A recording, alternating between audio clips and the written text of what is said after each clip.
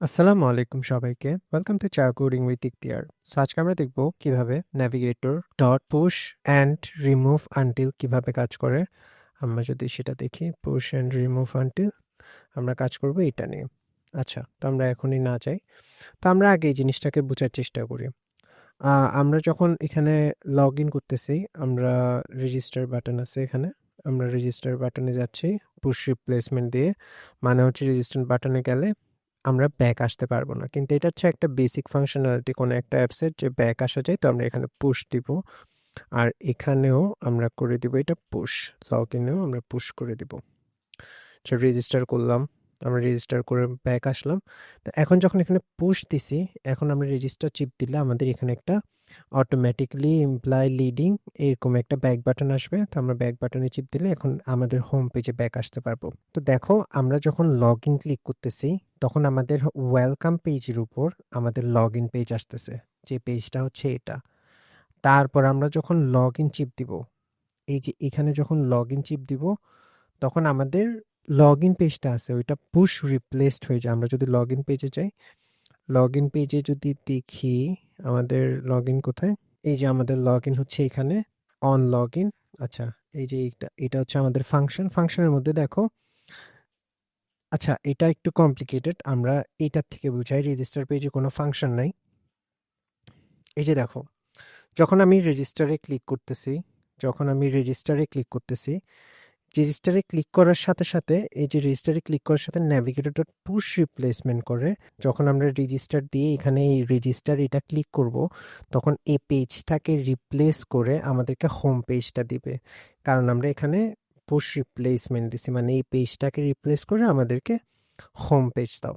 কিন্তু এটার একটা সমস্যা হচ্ছে, আমরা ওয়েলকাম পেজের উপর লগ ইন পেজ স্ট্যাক করছিলাম।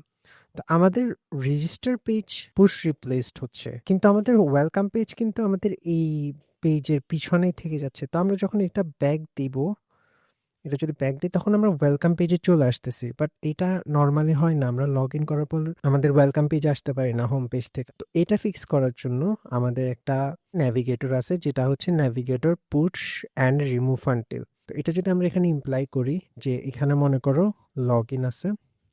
তো আমরা যদি লগ ইনে যাই, লগ ইন, এই যে log in, on log in এটাতে যাব। এটাতে গিয়ে আমরা ইউজ করছি পুশ রিপ্লেসমেন্ট মানে এই লগ ইন পেজটাকে রিপ্লেস করে দাও। আমরা এখানে পুশ রিপ্লেসমেন্ট ইউজ করবো না, আমরা এখানে বলবো পুশ অ্যান্ড রিমুভ আনটিল।